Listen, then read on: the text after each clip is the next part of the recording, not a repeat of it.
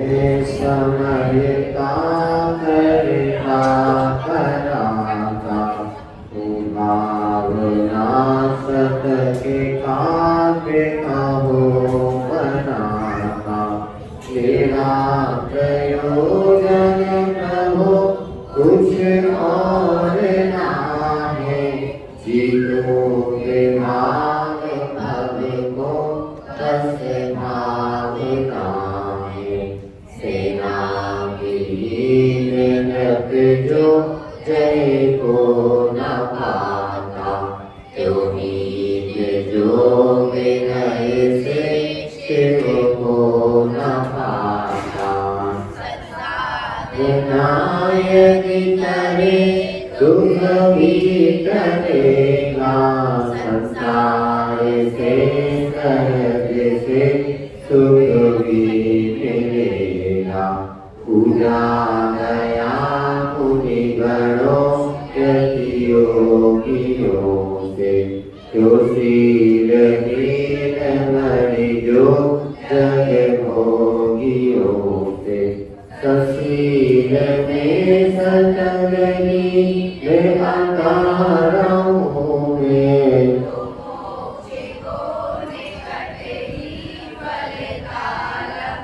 वेदांत संत अरिहंत अनंत ज्ञाता बंधु होने के रविमान स्वभाव धाता कबीर फलता फल में प्रमाता सुगीत जिनता वह सौख्य पाता शास्त्रानुसार चलते सबको चलाते ताके स्वकीय सुख को करने न जाते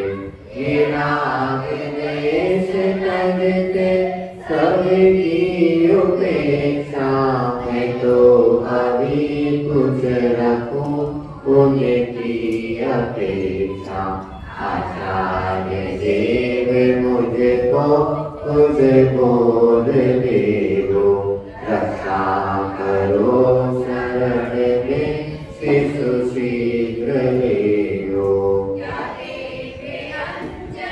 प्रकाश नहीं दिलाता क्या शीघ्र में प्रगट धूलि नहीं ये योग में अचल में रूपने हुए लिखर्ग कर्म ऋतु को दुख दे रहे हैं आचार्य तो अमृत पानी खरा रहे हैं ये वेद है हम मयूर सुखी हुए ओ विनय से और मेरे ठालो मैं पूजता निरज को सिर पे चढ़ा लूं है मित्र मोक्ष मुझको फलता मिलेगा विश्वास है यह नियोग नहीं करेगा साध्याय से चपलता मन की घटानी आशाई की परिणति जिनने मिटा दी पावे सुशीघ्र हो जाए स्वसंपदावे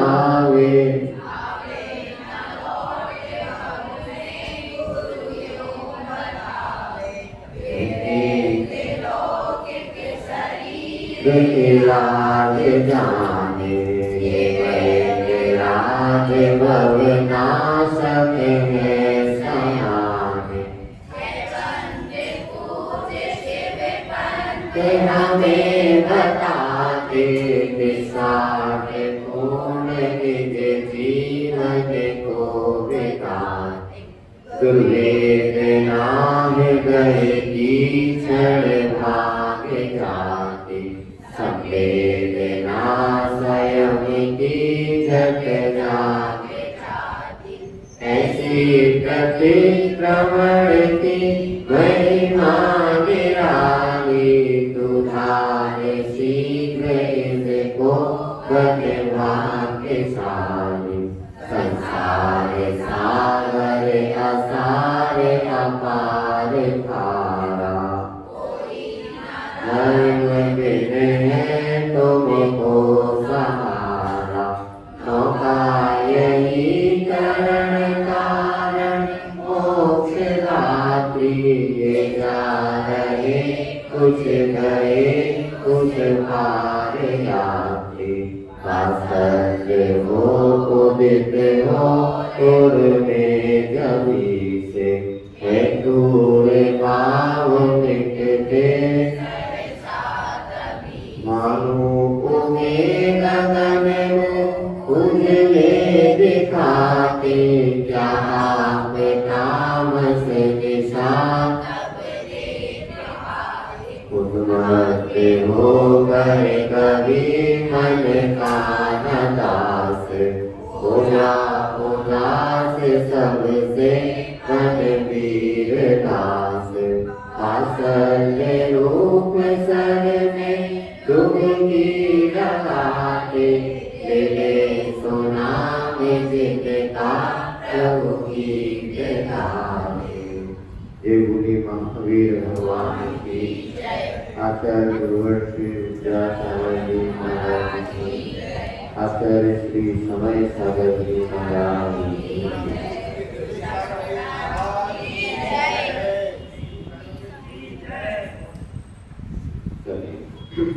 पेज नंबर 56 नंबर पेज, भेद प्रवेश अथवा ज्ञान योग अपन पढ़ने हैं। 4 की चर्चा चल रही थी, 3 बातें पूर्ण हो चुकी थी। हरियोग कितने होते हैं? 4। हरियोग किसे कहते हैं? तो जिनेन्द्र भगवान की जो वाणी है, इसे जिनवाणी कहते हैं। उसको 4 रूप में हमारे सामने रखा गया। कौन कौन से 4 हरियोग? ये आपको बताया था।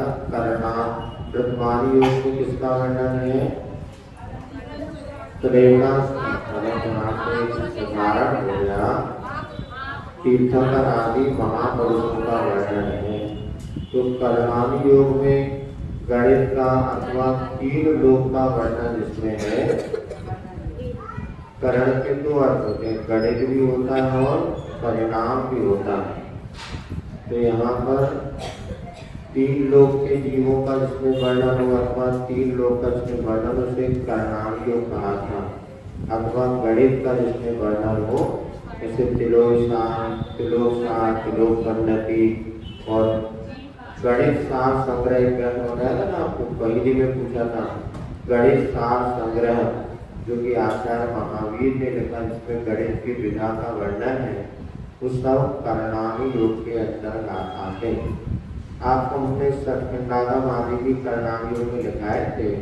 ये मात्र प्रवाहमान परंपरा के अनुसार है, अन्यथा जीवकांड, कर्मकांड आदि इनको द्रव्याणी योग का विषय दिया जाता है, क्योंकि एक तो आगम और दूसरा सिद्धांत ऐसे उसके भेद करते हैं। तो सामान्य रूप से प्रवाहमान बस के अनुसार लोग जीवकांड, कर्मकांड, सत्खंडागम इनको कर्णाणी योग का मानते हैं, किंतु वास्तव में द्रव्याणी योग का ही यह विषय है, ऐसा समझ लेना चाहिए। कितना समझ? इसमें 3 लोक का वर्णन हो वो कर्णाणी योग, इसमें जीवों के परिणामों का वर्णन हो द्रव्याणी योग। इसमें ज्यादा उलझना नहीं, विशेष जब आप पढ़ेंगे तो आपको क्लियर। कल हमने दिखाया था, लेकिन ये व्यावहारिक रूप से लोग उसका विषय कहते हैं, लेकिन वास्तव में जब आगम में पढ़ते हैं तो जीवा जीव तत्व पुण्य पुण्य का बंध मोक्षजा ऐसा करके द्रव्याणी योग का विषय आचार्य ने उसमें अंतर्गत लिया। तो जीवकांड, कर्मकांड आदि समय सार, जनरली समय सार को तो द्रव्याणी योग का विषय मानते हैं और जीवकांड आदि को करणानि योग का विषय मानते हैं। ये इसको सामान्य से प्रमाणवान सबके बीच में धारणा है कि जब हम विशेष रूप से ग्रंथ उठा के पढ़ते हैं तो जीव अजीव आदि उनके परिणामों का वर्णन जो होता है वो होता है द्रव्यादि योग के अंतर्गत आगम की परंपरा से और कुछ व्यवहार के विषय अंतर समझ लेना। तो जीवकांड कर्मकांड को द्रव्यादि योग के विषय मानते हैं और करणादि योग का प्रवाह मान से ऐसा विषय मानते हैं।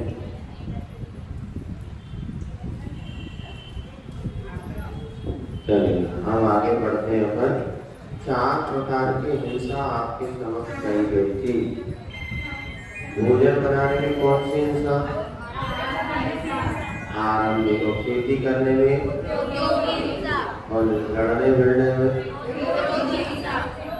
काय की विरोधी हिंसा। लड़ रहे हैं आपस में तो संघर्ष की हिंसा है। अपने देश की परिवार की रक्षा के लिए जो हम युद्ध आदि करते हैं वो विरोधी हिंसा है। मतलब अपने परिवार की रक्षा या मुनिराज पर धर्म कोई उपद्रव होता है, जैसे सीता जी का किडनैप किया था रावण ने। अब उसकी सीता जी तो उनकी पत्नी थी, तो राम को उसकी रक्षा करने का दायित्व था, तो वो जिसकी रक्षा के लिए युद्ध हुआ ये विरोधी हिंसा में आता है। और वैसे लड़ो भिड़ो घर में तो विरोधी हिंसा नहीं, तो संकल्प मारो। ये 4 प्रकार देव 4 प्रकार के बताए थे। भवनवासी, ज्योतिषी और वैमानिक। देव उसे कहते हैं जो कि विशेष पुण्यशाली दिव्य जिनका शरीर होता है, खून पीप मांस से रहित होता है, छोटा बड़ा बना सकते हैं, सब कर लिखा गया था। आज का रिवीजन माफ कर रहे हैं। ऐसे देव होते हैं वो 4 प्रकार के होते हैं। जो भवनों में रहते हैं वो, जो सूर्य चंद्रमा में रहते हैं वो, और जो पर्वत नदी पहाड़ आदि में रहते हैं वो जैसा, और जो इधर मध्य लोक के ऊपर जो पूर्व लोक है वहाँ 16 पर वो वैमानिक देव पर जिसका विशेष रूप से मान सम्मान को जो प्राप्त होते हैं वो वैमानिक देव कहलाते हैं। लौकिक देव वैमानिक देवों में जाते हैं। 5वें स्वर्ग में वो रहते हैं जिसको ब्रह्म स्वर्ग कहते हैं। लेकिन लौकांतिक देव ब्रह्मचारी होते हैं, उनके वहाँ पर एक अलग कॉलोनी बनती है, लोक के अंत में रहते हैं, इसलिए उसको लौकांतिक कहते हैं। वो ब्रह्म ऋषि माने जाते हैं। उनका वहाँ पर कोई देवियाँ वगैरह नहीं होती, वो सिर्फ तीर्थंकरों के जब दीक्षा लेते हैं ऐसे तब कल्याण के महोत्सव में वो आकर के उन तीर्थंकरों के वैराग्य की प्रशंसा करते हैं, वो भी वैमानिक देव माने जाते हैं। दान 4 प्रकार के होते हैं, आपको बताया था। जो दिया जाए वो कहलाता है दान। किसको देना? पात्र को देना। पात्र 3 प्रकार के बताए थे, सुपात्र, कुपात्र और अपात्र। अर्थात जो जैसे अच्छी भूमि में बीज बोओगे तो अच्छी फसल मिलेगी। सुपात्र को दिया हुआ दान कई गुना फलता है। सुपात्र किसे कहते हैं?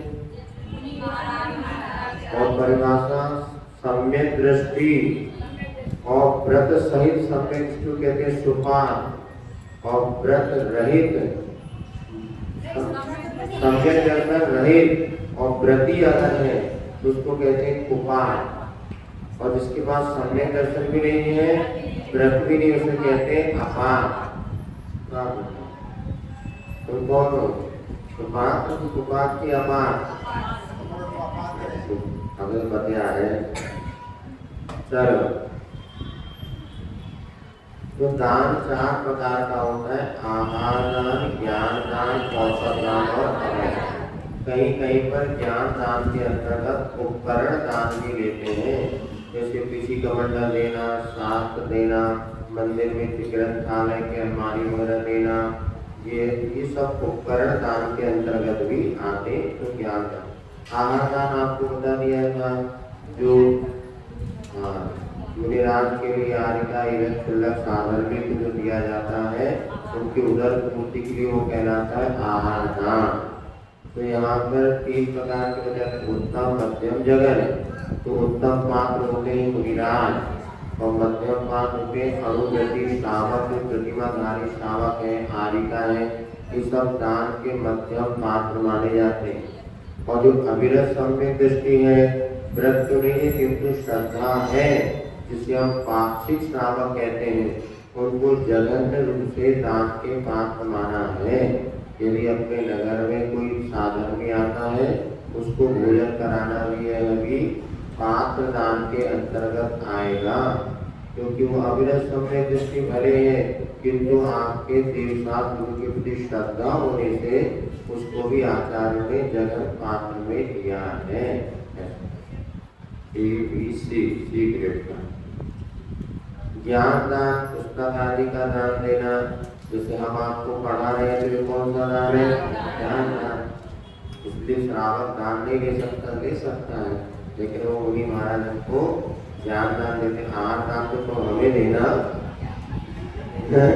और ज्ञान दान हम तुम्हें देंगे, तो उल्टा करो, हमें आके ज्ञान देने लग जाओ महाराज, सुनो हमारी बात, क्या होगा, हमें ज्ञान देने लग जाए लोग का, तो पंचम काले ऐसे।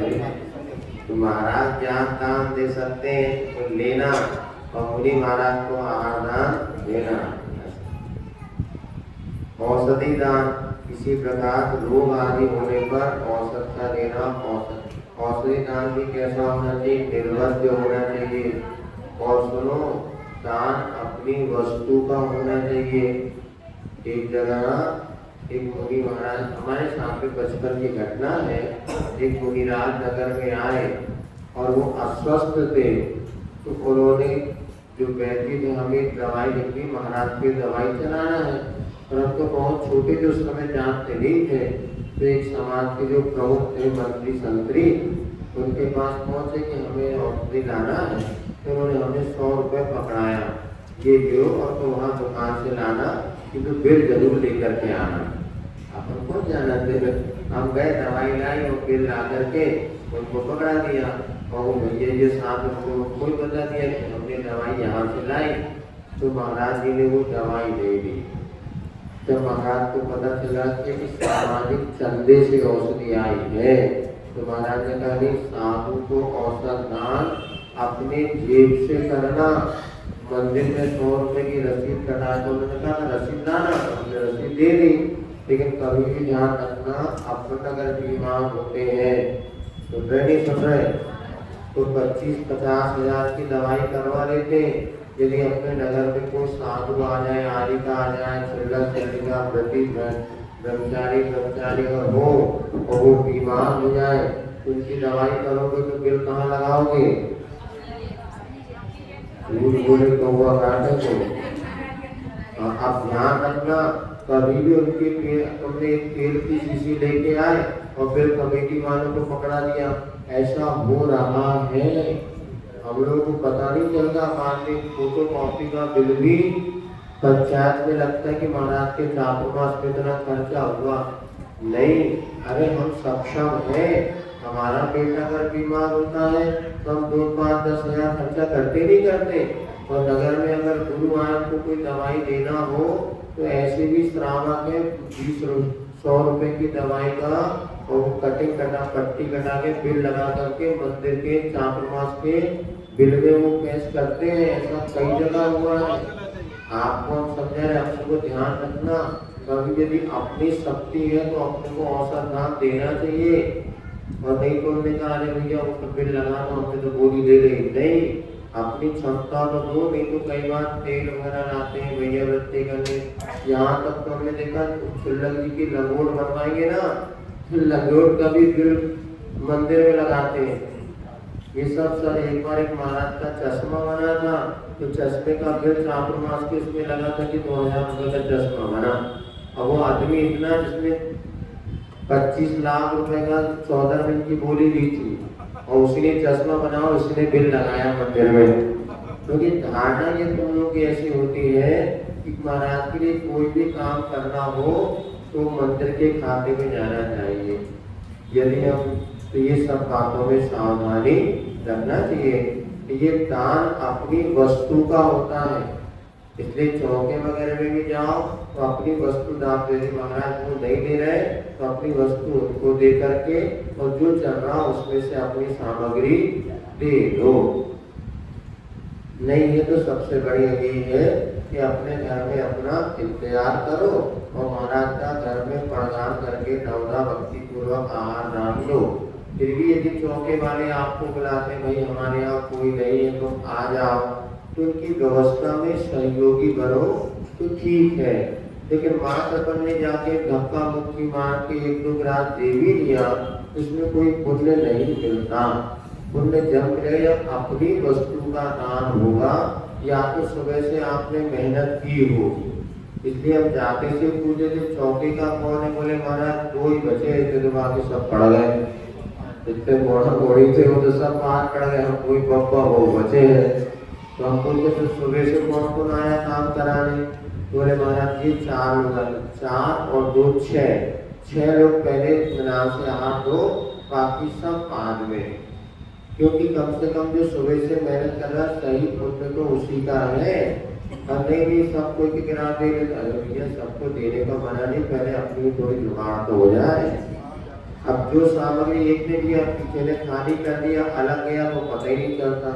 और दूसरी बात ये ध्यान रखो आप लोग अपने बैठने के लिए खूब अच्छी सोफा सेट कुर्सी और देखते ऐसे आइटम बनाते हो महाराज के लिए, वो प्लाईवुड का पाटा वो भी मंदिर के किराए से ले जाते। इतने लोग कैसे समझाएं तुम लोगों को कि मंदिर में ये पाटे जाते चौके में। हमें आश्चर्य लगता है कि जिनके घर में बड़े बड़े सोफा सेट बने बड़े बड़े सब हैं और महाराज के लिए पाटा नहीं बना पाते। और ये प्लाई कितनी अशुद्ध होती पता है आपको, अन्य संघों में प्लाई घुसती नहीं है। ये प्लाई जो होती किससे बनती है पता है, बीच में जब लकड़ी और भूसा बड़ा होता है उसको जब चिपकाया जाता है ना, उसमें किस प्रकार के केमिकल वगैरह अशुद्धि होती है पता नहीं। तो आपका चलने लगी प्लाई शुद्ध नहीं है। अच्छी बढ़िया देसी लकड़ी के पाटे आदि होना चाहिए। अब वो क्या होता है, हमने ऑर्डर दे दिया और सामने वाले ने खोद पात कर तैयार कर देता, वो पाटे आए भी नहीं तो कोई काम के नहीं बचे करते। तो ये सब विवेक रखना चाहिए। घरों में 1-2 पाटे ऐसा होना चाहिए। कभी साधु अभी आप पढ़ेंगे वो पाटे चंदन की चौकी उस सेठ जी ने बनाई थी कि हमारे घर में साधु आते उनका, क्योंकि वो चौकी भी पूज्यता को प्राप्त हो जाती है। यहाँ में बहुत 1-2 घर ऐसे मिलते हैं जहाँ करके अच्छे से बैठने को चौकी मिल जाए, नहीं तो प्लाईवुड की बना देते हो बहुत अशुद्ध भी होती है, उसका प्रयोग कभी भी चौकों में नहीं। फिर महाराज दीवार में सब उसी के लगे, तो आतिश ने कहा दीवार तो फिर भी ठीक है उसको अलग नहीं कर पाएंगे अलमार, किंतु नीचे बैठने के लिए अपन शुद्धता का सहारा। आप देखो ये गर्म भी होते हैं नीचे अंदर छोटे छोटे वो पट्टियाँ रहते ना उसमें भूसा रहता है, सब अनेक प्रकार की अशुद्धियाँ उसमें होती है। लकड़ी के जो 10% जगह हो गए 90% जगह तो यही प्लाई के हो गए। अरे वो बहुत ईद की बनती हुई आप पता तो करो, ये जो सब रेडीमेड बनाई जाती है और सनमाइका आदि पे सामान रखा रहता है, वो सनमाइका और प्लाई चिपकाने वाला नुकसान आप देखते हो तो कितना अशुद्ध होता है। और आप जो मिला ना जिसमें प्लाई नहीं होती उसमें तो और पुराना हमको ये लीड वगैरह जो मिले थे ना घोड़े की, आप थोड़ा जानकारी तो करो हमें बताओ। ये खट्टे वगैरह जो बनते ना घोड़े की लीड होती है, गधे की लीड होती है, चौके में अंदर ले आते हवा करने के लिए, हमने भैया बाहर कर दे स्प्रे जिना पर ले आए चौके में। ये बहुत ग्रामीण संघों में बहुत कड़कता, अपने आप इसकी कड़कता नहीं। ये पन्नियाँ जो प्लास्टिक की लेते ना, ये भी अभी कचरे में पड़ी है, वो उधर कोई पन्नी खट्टी ले आके गला करके फिर प्लास्टिक की थैलियाँ बन जाती है। तो प्लास्टिक की थैली आदि भी लेकर के चौके में प्रवेश नहीं करना चाहिए। और सोले के कपड़ा हो गए, अरे पन्नी में रखते थे कपड़ा सोला के हो गए, फिर उसके लिए स्टील के कैन बना लो, पेटी रख लो जिसमें सोला बचा रहे। लेकिन आज ये सब बातें तो कहाँ तक ध्यान तो समझ में नहीं आता। फिर भी इन बातों पे सावधानी रखना चाहिए। और ये प्लास्टिक के में कपड़ों को रखने की अपेक्षा स्टील की पेटी या कैन आदि में जिस सब आप देखो तो प्लाई कैसी बनी, थोड़ा मोबाइल वाले से पूछो पहले ये प्लाइयाँ कैसी बनती है। लोग प्लाई की पेटी में शुद्ध वस्त्र नहीं, स्टील और टीन की सबसे अच्छा डब्बा, ये प्लाई किसी भी तरह हमें तो लगता नहीं कि शुद्ध होगी, और केमिकल बेस्ड होता है। जब भी आप देखो नई प्लाई आती कैसी आंखों में झांक मारती है, इसका उतनी शुद्ध नहीं होती, इसका ध्यान रखना चाहिए। चलिए ये 4 दान आपको बता दिए। मालिश करवा देंगे। सुनो, पेंट वालों को पेंट वाली लकड़ी अच्छी नहीं लगती, पसीना पसीना आता है, इसीलिए पेंट मालिश का थोड़े जानकर, और बिना पेंट के अच्छा रहता है, उसमें पसीना नहीं आता। हम तो इसलिए एक दिन एक चौका लगाए थे, हाथ कर देता है हमारे भैया उधर एक तखत देखो, हमने कहा महाराज के साथ एक बहुत अच्छा तखत है बिना पेंट वाला, तो महाराज ने तुरंत बुलवा लिया, हमसे उम्मीद नहीं थी, फिर उस तुरंत आ भी गए और उसी तखत में उसमें कोई बात नहीं, कुछ पेंट नहीं, नेचुरल जो पाटा होता है उसमें आपको भले थोड़ा सा चमक नहीं दिखती, ये चमक गई तो गड़बड़ है, चमक नहीं दिखती माने वो बहुत अच्छी जिंदगी के लिए आपके फायदेमंद है, और जितनी चमकदार वस्तु वो आपके लिए हानिकारक, तो कहीं पर भी लगा लियो। ना राम चाम वाले प्रायः वाम चाल वाले होते, इसलिए जितनी बच्ची आपको वस्तु चमकदार दिख रही है उतनी आपके लिए फायदेमंद नहीं हो। क्या जो है अच्छा है समझो। सम्यक दृष्टि के बाह्य चिन्ह होते हैं 4, कौन कौन से? दशम, सम्यक, आस्तिक और अनुकंपा। सम्यक दृष्टि किसे कहते हैं आपको बताया था। तो सम्यक दर्शन के बाहरी चिन्ह होते हैं, बाहरी चिन्ह माने पहचान किससे हम करें कि कौन सम्यक दृष्टि है। तो अंतरंग में तो उपसम छह उपसम होता है जो हमने पढ़ा था, और बाहर में क्या होता है, ये कुछ लक्षण ही अन्य लोगों में भी पाए जा सकते हैं।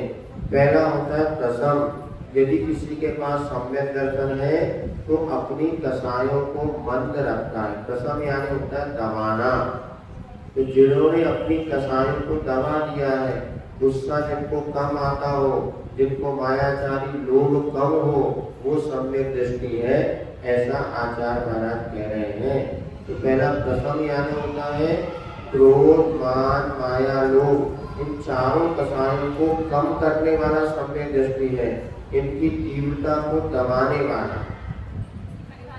इन चारों कसायों को जिसने कम कर दिया है वह प्रसम कहलाता है। पहला लक्षण प्रसम, चारों कसायों को कम कर दिया।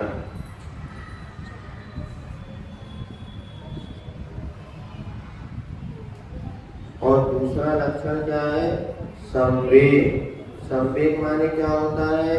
पाप से डर और धर्म से प्रीति होना, इसका नाम है संवेग भाव। पाप से डरता है और धर्म से प्रीति करता है। यदि मान लीजिए 1 घंटे का समय है और 6:30 से 7:30 तक कक्षा लगने वाली है, और उसी समय किसी की पार्टी में जाना है, तो पार्टी में जाओगे तो पाप कमाओगे कि पुण्य, और कक्षा में आओगे तो पाप कमाओगे कि पुण्य। तो अगर सम्यक दर्शन अपने भीतर है तो पार्टी तो 8:30 के बाद भी चले जाएंगे तो भी खाओगे, सब मिलेंगे उधर, सब चटोरे मिलेंगे कभी कोई। तो पार्टी तो हम 7:30 के बाद भी जा सकते हैं, लेकिन कक्षा 7:30 पौने 8 के बाद मिलने वाली। यदि आपके मन में, सुन रहे सब लोग, यदि आपके मन में उस समय भाव आ कि चलो अपन क्लास पहले चलेंगे, पार्टी बाद में अटेंड करेंगे जन्मदिन की, तो समझ लेना आप सम्यक दृष्टि है। मन जाए आपको क्लास छोड़ दो, पूरे रोज तो पढ़े, आप अपन पार्टी अटेंड करेंगे, समझ लेना मिथ्या दृष्टि। समझ रहे? शायद बाहरी पहचान है, सम्यक दृष्टि धर्म के काम को नहीं छोड़ता, और मिथ्या दृष्टि धर्म के काम को फटाफट छोड़ के पाप के कार्यों में लग जाता। अब अपनी पहचान आप स्वयं देखना कि अब सम्यक दृष्टि है कि दूसरा है संवेग माने आगे ना, पाप से डरता है, वो पाप कार्य नहीं करता और धर्म से प्रीति करता है, चलो अपन धर्म कार्य पहले करें, इसको कहते हैं संवेग। तीसरा होता है आस्तिक, अर्थात देव साथ गुरु पर उसकी श्रद्धा रहती है। आस्तिक माने श्रद्धा, समर्पण, विश्वास, कि भगवान आपके सिवा मेरा और कोई संसार में नहीं है। इसको कहते हैं श्रद्धा, विश्वास, इसको कहते हैं आस्तिक। सच्चे देव साधु पर श्रद्धा होना, विश्वास होना कि आप ही हमें संसार के दुखों से बचाने वाले हैं, ऐसी उसकी श्रद्धा भगवान के प्रति होती है तो बड़े से बड़े संकटों को सहन करता है, किंतु देव साधु को छोड़ के और कहीं पर वो नहीं जाता। इसको कहते हैं आस्तिक। और चौथा गुण होता है अनुकंपा। अनुकंपा किसे कहते हैं? दूसरों के दुखी देखकर तो कांप जाना, दूसरों को दुखी देखकर कांप जाना, भयभीत हो जाना, इसको कहते हैं अनुकंपा। जैसे किसी कुत्ते को बीमार देख ले या किसी गाय को बीमार देख ले उसका मन दुखी हो जाए, हे भगवान मैं इसके कैसे दुख दूर करूं, इस सम्यक दृष्टि का एक बाहरी चिन्ह बतलाया है। अपने दुख में वो नहीं रोता, किंतु दूसरों को दुखी देखकर उसके आंखों में आंसू आ जाए, समझना सम्यक दृष्टि है। और अपने दुख में रोए और दूसरों के दुख में पथरा जैसा हो जाए तो मिथ्या दृष्टि है। कोई रोता है, हमें क्या करना है? और तो एक थोड़ा सा कांटा मच्छर चुभ जाए तो दिन भर रोए और दूसरों को कुछ भी हो जाए तो कुछ नहीं, ये मिथ्या दृष्टि का लक्षण है। सम्यक दृष्टि थोड़ा सा किसी को दुखी देखता है, उसके दुख दूर करने का विचार करता है। ये सम्यक दृष्टि के बाहरी 4 चिन्ह हो गए। आई बात समझ में? कौन कौन से 4? याद करती हो ना, उसका जितने सब होशियार बन गया। हाँ क्या पूछना?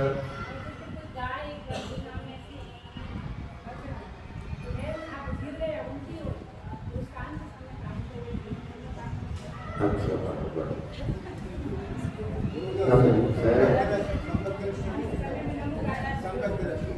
जी बोलो ना, तो भैया जिसमें वीतरागी देव साधु पर श्रद्धान हो, इसमें पहले सब लिखाया था। और जीव शरीर और आत्मा को अलग अलग मानता हो, इसके बाद जीवादि 7 तत्वों का श्रद्धा, सम्यक दृष्टि की अंतरंग की परिवर्तन। बाहर में 4 चिन्ह बताए हैं, ये सम्यक दृष्टि के चिन्ह होने चाहिए। कई बार ये मिथ्या दृष्टि में भी पाए जाते हैं, इसलिए इसको बाहरी चिन्ह कहा है। अंतरंग चिन्ह में क्या होते हैं? मिथ्या का उपशम, क्षय, क्षयोपशम होता है, और सम्यक दृष्टि भीतर से माना जाता है। हाँ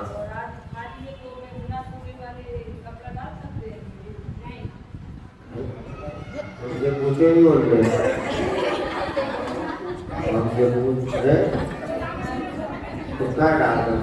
कपड़ा के ऊपर कपड़ा बिना डालना है, आधी रस्सी खाली है। और यदि रस्सी काहे की पहले ये देख लो, अभी प्लास्टिक की रस्सी है तो कोई दिक्कत नहीं, कौन 16-17 वर्ष नहीं, 17 सरकार तो बुंदेलखंडी 16 तो चला है।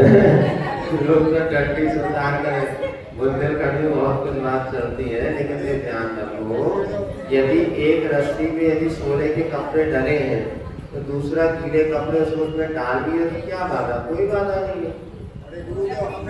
दूध की रस्सी, अरे उसके कपड़े के ऊपर डालना कि पड़ोस में डालना, पहले ये बताओ। अब वो बुंदेलखंड में चला तो कर दो, क्या बता? अपने विवेक से करो, इसका कोई आनंद नहीं। किसी ग्रंथ में नहीं लिखा कि ऐसी रस्सी में कपड़ा डालने के लिए डाले, कोई आचार्य ने लिखा नहीं है, अपने विवेक से कर दो आप। चलिए, अब निक्षेप 4 होते हैं। सुनो, निक्षेप माने क्या होता है? रखना, रखना, रखना, रखने से हमने पैर जमीन पे रख दिया। ऐसे निक्षेप किसी का नाम रख दिया है, नाम रखते हैं, किसी मच्छर नाम रख दिया, किसी का चीटी नाम रख दिया। मोड़ी आपस में स्कूल में नाम रखा था, मास्टर के नाम रख देते हैं, मास्टरनी के नाम रख देते हैं, किसी का मोड़ी, किसी का पतली, किसी का अलग अलग नाम रखते।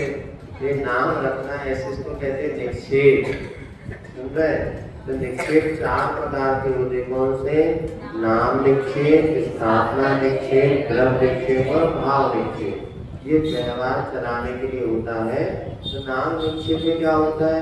किसी का नाम रख दिया महावीर, कोई गुण तो नहीं है, फिर भी व्यवहार चलाने के लिए नाम रख देना बिना गुणों की।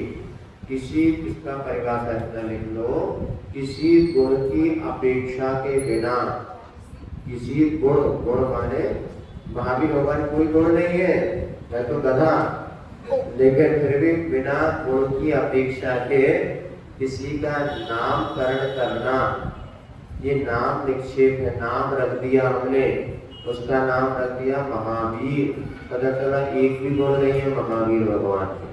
व्यवहार चला, नाम रख दिया, पता चला रावण जैसा काम करता। व्यवहार चलाने के लिए इसको नाम निक्षेप कहते हैं। ऐसा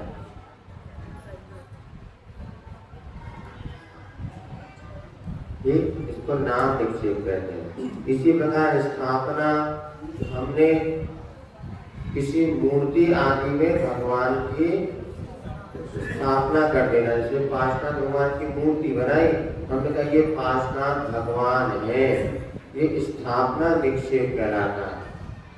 किसी मूर्ति आदि में ये वह है, ऐसी जो रखा जाता है, यह वह, जैसे ये मूर्ति पार्श्वनाथ भगवान है, इसको कहते हैं स्थापना निक्षेप। किसी मूर्ति आदि में ये वह है, ऐसा रख देना या ऐसा कहना। जैसे पार्श्वनाथ की प्रतिमा बनाकर के पार्श्वनाथ भगवान है, ऐसा कहना। पार्श्वनाथ भगवान यही है क्या? वो तो मोक्ष चले गए, हमने स्थापना निक्षेप से इनको पार्श्वनाथ भगवान कह दिया।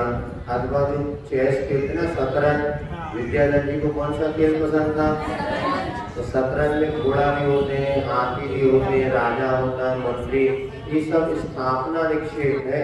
रियल में वो किसी राजा नहीं होती, किंतु व्यवहार की अपेक्षा हमने उसको राजा कह देते हैं, ये स्थापना निक्षेप।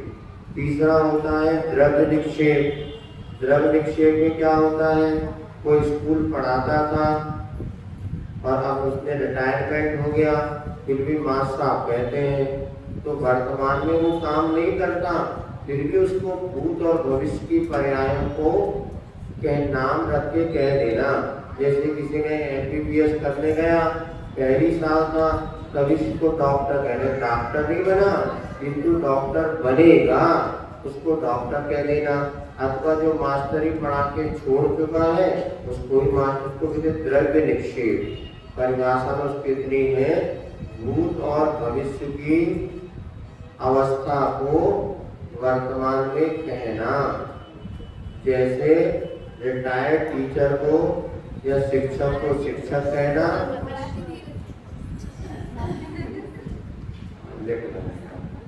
जैसे रिटायर्ड शिक्षक को शिक्षक कहना, अथवा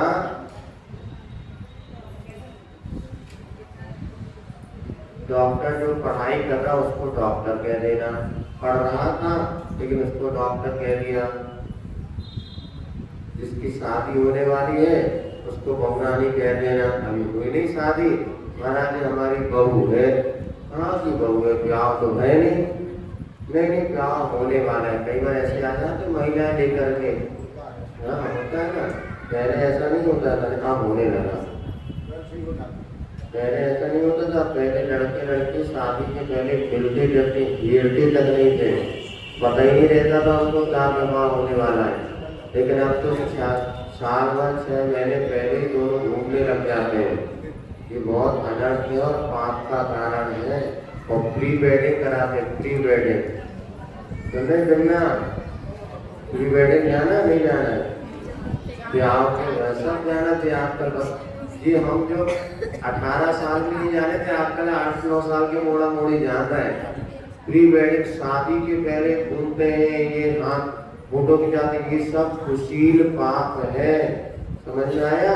प्री वेडिंग करना कुशील पाप है। शादी जब तक 7वां फेरा नहीं होता ना, तब तक लड़के पत्नियों बेटा बेटी पति पत्नी नहीं माने जाते। छठवें पहले में फिर पूछते बोले मंजूर है तो सासवा करे, नहीं तो बेटा अभी छोड़ भी हो सकती है।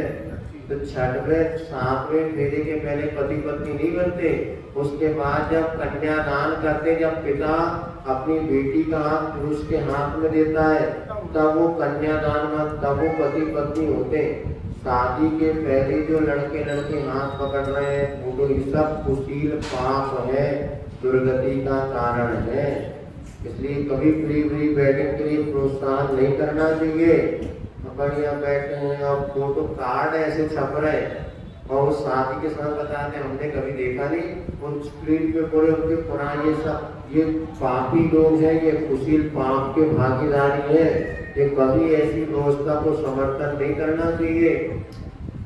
और यही से जल्दी जल्दी तलाक हो जाते बेटा, क्योंकि तुम महीने साल भर पहले से दोस्ती करें तब बिल्कुल शादी के पहले लड़के लड़कियों का फोन पे बात करना भी एक प्रकार से भविष्य के लिए खतरनाक है। क्या बताएं, चलो बहुरानी की नजर के। इसके बाद होता है भाव निक्षेप। भाव निक्षेप किसे कहते हैं? वर्तमान में जो कार्य कर रहा है उसको राजा को राजा कहना, ये भाव निक्षेप है। वर्तमान में जो क्रिया से युक्त है उसको वो कहना। वर्तमान पर्याय में जैसे कोई राजा बना तो उसको राजा कहना, मास्टर बना तो मास्टर कहना। कितने बज रहे कितना? तो पास वाले हमेशा लेट होते, दूर वाले बेचारे सब आ गए। कितने बजे? पारस गांव से आए थे लोग, उतनी दूर से 6:30 बजे, तो मेरे रोजे लेट होते था। आज ज्यादा काम था, स्कूल से आ रहे तो क्या कहना बताओ। तो पूछे रोज तो हम छूट देते, अब 7:30 बजे हमें पूछेगा छोटी छोटी कर दे रहे हो तो अभी कहाँ से आ रहे सीधे है? अच्छा अच्छा, खाना खा रहे थे 7:30 तक। कोई बात नहीं, ध्यान रखो। देखो हमारा घर यही अपनी सारी बातें बता दी। अब आप भले बाद में, लेकिन जो आपका शुरू का विषय छूट गया, थोड़ा सा मन बना लो ना तो सब लोग समय पर आ सकते। सब मन समय पर, लेकिन अपना चले जाएंगे, थोड़ा लेट हो जाएंगे, क्या नहीं। अब सब लोग मन ये बनाओ कि समय पर आओ। अपनी शरीर में नाय की चीज पढ़ के समय निकालना पड़ता। अब हम सोच रहे किसी जो 4 लोग अच्छे से आ गए श्रद्धालु, उन्हीं को ध्यान रखो और आपको विषय पढ़ाते चलो, जो कि अपने को परीक्षण तक लगभग ये विषय हो जाए तो अच्छा है। उसके बाद जैसा अनुकूलता बनेगी देखेंगे। भाव निक्षेप भी क्या हो गया? राजा को राजा कहना भाव निक्षेप, और राजकुमार को राजा कहना द्रव्य निक्षेप। क्योंकि राजकुमार राजा बनेगा तो राजकुमार को राजा कहना द्रव्य निक्षेप और राजा को राजा कहना भाव निक्षेप। कितना समझो? वर्तमान पर्याय से सहित को वैसा कहना तो ये भाव निक्षेप माना जाता है। ठीक, चलिए। ना आने वाले से आने वाले अच्छे और लेट आने वाले से जल्दी आने वाले अच्छे, ऐसा दोनों अच्छे हैं। लेकिन अपेक्षा करना मामा से आना मामा अच्छा, ऐसे कहावत है। लेकिन चलो, ध्यान के 4 भेद होते हैं। ध्यान किसे कहते हैं? मन की एकाग्रता का नाम है ध्यान। तो ध्यान 4 प्रकार के होते हैं। बोलो कौन कौन से? आत्म ध्यान, भाव ध्यान, मन ध्यान और सुख ध्यान। आत्मज्ञान किसे कहते हैं? पीड़ा का नाम है। दुख, पीड़ा, कष्ट, इसका नाम है आर।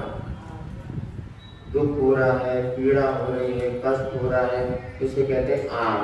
तो दुख, पीड़ा, कष्ट आदि में जब हमारा मन लग जाता है उसे कहते हैं आत्मज्ञान।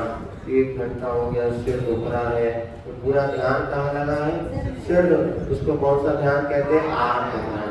इसके 4 भेद आगे बताएंगे, अभी इतने समझ के नीचे इसके 4 भेद बताकर क्लियर कर देंगे। दूसरा ध्यान कौन सा? रौद्र ध्यान। क्रूरता को कहते हैं रौद्र। हाँ भैया, ये कहाँ चले रे तुम लोग? अभी नहीं छोड़, गेट हमने कहा था भैया क्लास छूटने के बाद यहाँ लगा लिया क्या? हाँ बहुत अच्छा, अगर चले तो नहीं है। हाँ वो पहली का जो है ना, जिसको आप क्योंकि 8-10 दिन बचे हुए हैं, जिनको प्रतियोगिता में भाग लेना है वो आज से अपना रजिस्ट्रेशन फाइनल कराएं। तो कम से कम यहाँ पे लोकल के लोग तैयार तो हैं, तो आगे की व्यवस्था बनाई जाएगी। चलिए, रौद्र ध्यान माने होता है क्रूरता का नाम है, गलत कार्य करके आनंद मनाना, इसे रौद्र ध्यान, क्रूरता किसी व्यक्ति को। आर्त ध्यान माने दुख, दुख के समय जो एकाग्रता होती है उसे आर्त ध्यान कहते हैं। इसकी और आगे आपको खुलासा 11 नंबर में आने वाला है। क्रूरता का नाम है रौद्र ध्यान और सरलता का नाम है धर्म ध्यान। धर्म जो अपन कहते हैं पहले दिखाया था आपको, दुख से हमें बचाए, उसका नाम है धर्म ध्यान। और पवित्रता का नाम है सुख ध्यान, जो मुक्ति का कारण बनता है।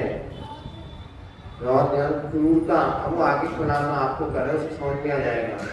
अब एक शब्द में लिखो, आर्त माने दुख, रौद्र माने क्रूरता, धर्म यानी निर्बलता है, सरलता निर्बलता, और शुक्ल ध्यान माने पवित्रता। अभी आपको सबके 4 भेद आगे बता रहे हैं। तो ध्यान के कौन कौन से 4 भेद? आर्त ध्यान, रौद्र ध्यान, धर्म ध्यान और शुक्ल ध्यान। इसके बाद आर्त ध्यान के भी 4 भेद होते हैं। कौन कौन से? इष्ट वियोग, अनिष्ट संयोग, पीड़ा चिंतन और निदान। इष्ट वियोग में क्या होता है? इष्ट वियोग आर्त ध्यान में क्या होता है? जिससे अपनी बढ़ती थी वो दूर हो गया, अब वो हमें कम मिले, या जो अपने रोज पड़ोस में बैठता था, अपने सहेली थे, दोस्त थे, अब वो दूर चले गए, अब उसको लेकर के जो दुख होता है उसको कहते हैं इष्ट वियोग आर्त ध्यान। जो उसमें जिससे अपना राग था वो दूर हो जाए, उस समय जो आकुलता होती है, रक्षाबंधन में बहन आएगी और रक्षाबंधन के बाद चली जाएगी, तो कुछ दिन रोना आता है, मुझसे पहले तो सही नहीं आता था, अब तो सही में कोई रोता भी नहीं है। रोना भी आज डीजल हो गया, गजब हो गया, AI का जमाना है। अब लोग रोते भी नहीं, विदाई में भी आंख में पाम लगानी पड़ती है, ना आंसू आते हैं, और रोगे वाले भी बाहर से बुलाने पड़ते हैं, घर के लोग रोते हैं। बड़ा पंचम काल है।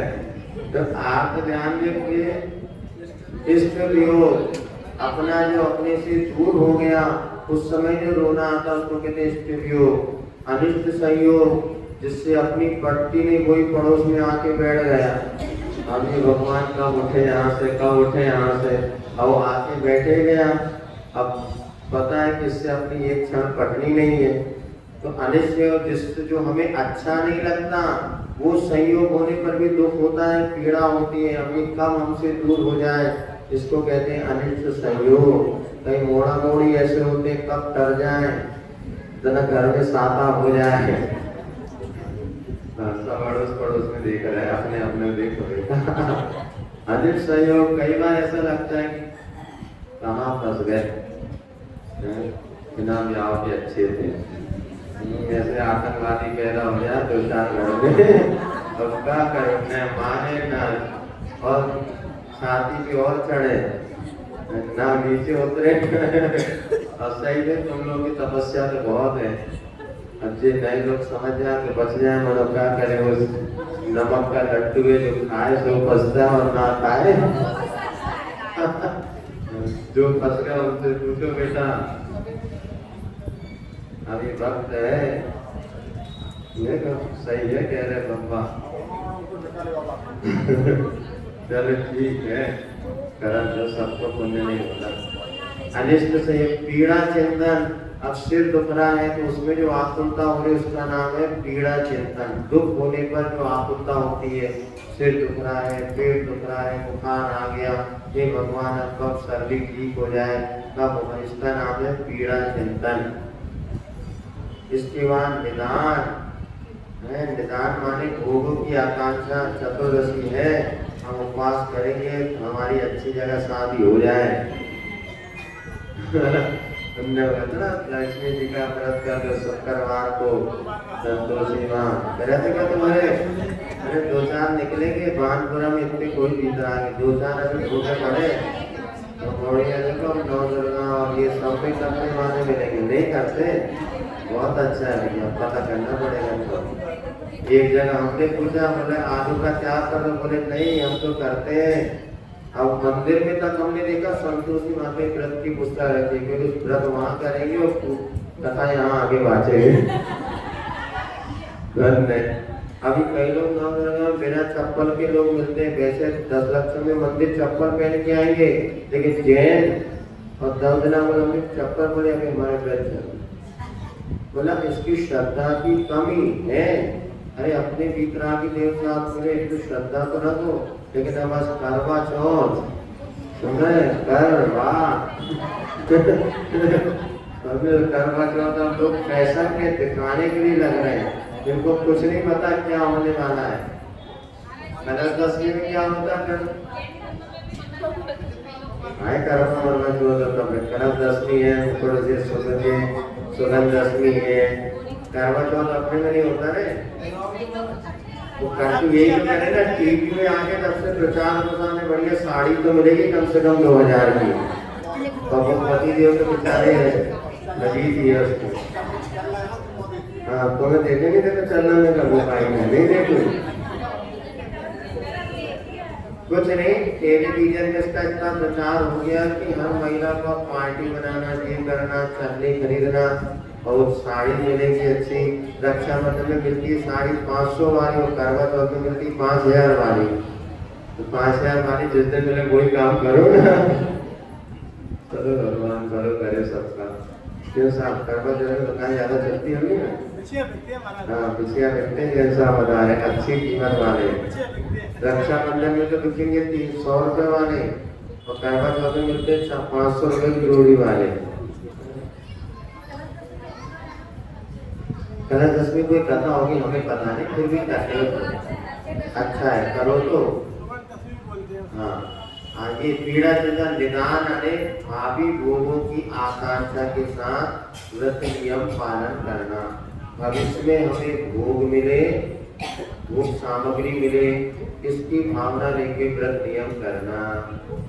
छोरी हंस रही है कि रोटी समझ में नहीं आ रहा पेट भरा कोई बात नहीं ठीक हो जाएगा ना।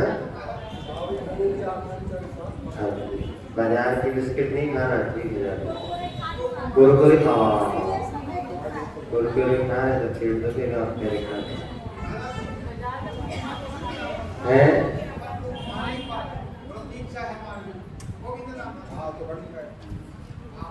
हाँ पत्नी हमारे भावना तो निदान में आता है व्रत नियम तपस्या करके हमें ये मिले इस प्रकार के आपके आत्म ध्यान हो गए। और ध्यान के और 4 वेद हैं आगे पढ़े कितने रखे और तो सुंदर पौड़े 8 पे छोड़ दे बहुत हो गए ज्यादा लेट हो जाए लेकिन आप परिवार का लिखना तो लिख लिया इष्टयोग बस अब क्या लिखना वो हो गया। चलो पंच महागुरु भक्ति पढ़ लो जल्दी से। मान ये पेज नंबर 2 नंबर पेज पर मणिगणा इंद्र सुर धैर्य सतया पंचकन्याय सोहावही पतया संस्कृतं नाविदानं अनन्तं परं तेजनादित्युहं मंगलं मंगलं बस जेहि ध्यानकी स्वाणेहि ऐ दिव्यं जेहि ध्यानकी वाणेहि ऐ दिव्यं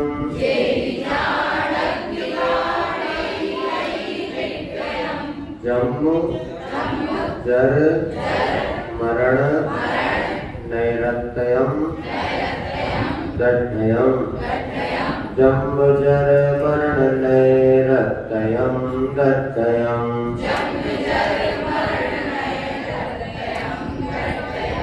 जन्म जर मरण नैरत्यं दत्तयम् जेहि पत्तं शिवं सास्यं ठाणयम् जेहि पत्तं शिवं सास्यं ठाणयम्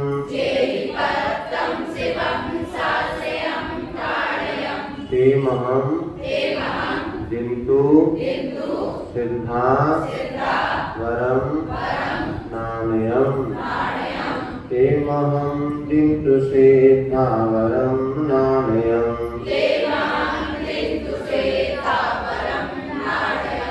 जेहि जाडग्गिवाणी ऐदिग्धयम्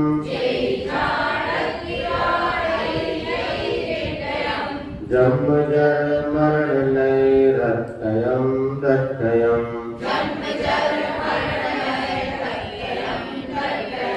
जेहि पत्तं शिवं सास्यं ठाणयम्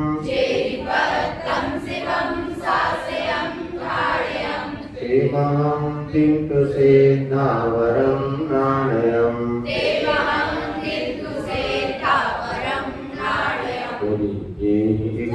जेहि ज्ञानदिवाणे ऐदिग्धयम् जन्म जर मरण नैरत्यं जेहि पत्तं शिवं सास्यं ठाणयम् तेमहं दिन्तु सिद्धा वरं नाणयम्। चलिए इस प्रकार से आपका दूसरा विश्वास अच्छे से दोनों पढ़ेंगे, अभ्यास करेंगे तो सरलता से बन जाएगा। अभ्यास करना जरूरी है।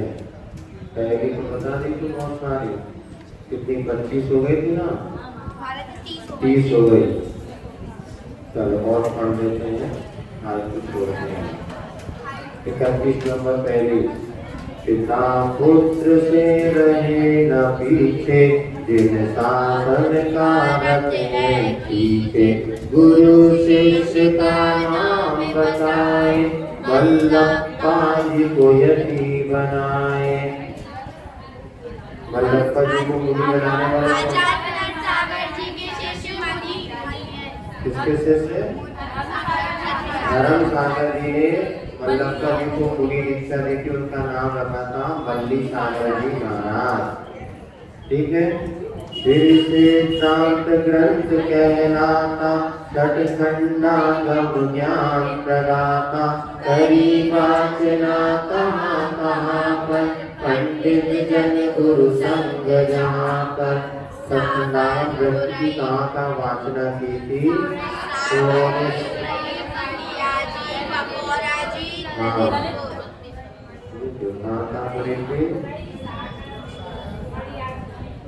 सागर में बढ़िया कहाँ लिखा है? एक मिनट, पहली नंबर 32 ना, 32 इसका आंसर है सागर में, खुरई में, बढ़िया जी, पकोड़ा और ललितपुर, इन 5 स्थानों पर आचार्य महाराज ने सठखंडागम की वाचना की थी, जिसमें पंडित विद्वान लोग सब बैठते थे। पूज्य मुनि वर महावतधारी, नमन करे जग जनता सारी, प्रथम दीक्षा कहाँ के दीना, विद्या गुरु से किसने दीनी। प्रथम दीक्षा समय सागर महाराज जी कहाँ पर हुई थी? द्रोणागिरी में। तिलक समय सागर जी ने दीक्षा ली थी और लोग मुनि बने थे। तिलक समय सिद्ध द्रोणागिरी में मुनि। चलिए, पूज्य मुनि रहे विद्याधर के हैं रघुमाया, शांतिनाथ शुभ नाम है पाया, मुनि बने ने नाम बताया, सही बता कर नाम पाए। श्री समय सागर जी महाराज। आगे, विद्याधर के हैं रघुमाया, नाम अनंत नाथ शुभ पाया, श्रवण बने वे नाम बताना, विद्या गुरु को शीश। सागर जी महाराज, ये सब याद करो बेटा, नकल देखते के पढ़ के सब बता ही रहे। याद है? अच्छा, बहुत अच्छा। सिद्धि क्षेत्र नेमावर प्यारा, विद्या गुरु गोविला सहारा। कितने मुनिवर दीक्षा पाए, मोक्ष मार्ग परिपथ में बढ़ाए। तो यहाँ पर 10 मुनिराज की दीक्षा भी अपूर्ण सागर जी आ रहा है आदि 10 मुनिवर, और ऋषभ सागर जी आदि 23 महाराज ऐसा। सिद्ध नेमावर में 2 दीक्षा होगी, ऋषभ सागर जी आदि 23 महाराज और अपूर्ण सागर जी आदि 10 महाराज में हमारा भी नंबर था। सिद्ध क्षेत्र सोना गिर प्यारा, चंद्र प्रभु का जहाँ सहारा। कितने मुनिवर दीक्षा नारे, विद्या गुरु जी एक सहारे। आदि 8 मुनिराज की दीक्षा हुई थी। श्रवण संग के है जो नेता, विजित मना है इंद्रिय देता। हरि सब्जी कब कान त्यागे, विद्या गुरु जी सबसे। साग को काटो, साग का तो पहले त्याग था। हरी सब्जी कब खान, साग को कट कर देना। साग माने होता है हरे पत्ते वाले, तो कैसे नहीं लेते थे। हरी सब्जी का उन्होंने कब और कहाँ त्यागा। हाँ, तो 1992 में रामदेव ने त्याग किया था। ज्ञानी ज्ञानी गुरु हमारे, विद्या सागर गगन बितारे। रचित पांच रचना बतलाओ, संस्कृत भाषा में। हम जो हमने जो पढ़ा ना इसमें, निरंजन, सुनीति, परिषद, भावना, सतह और चैतन्य चंद्रोदय, ये 5 रचनाएं, इनको नाम याद करना होगा। अतिशय शीघ्र क्षेत्र मनहारा, बड़े बाबा का जहाँ सहारा। इतनी आज्ञा दीक्षा गुरु की शरण। पुष्ट शांतपति आदि भवानिका, आदर्शमती आदि 17 और स्वस्थमती आदि 58 आनिका दीक्षा यहाँ पर हुई थी। जिन वाणी के ज्ञान से सूर्य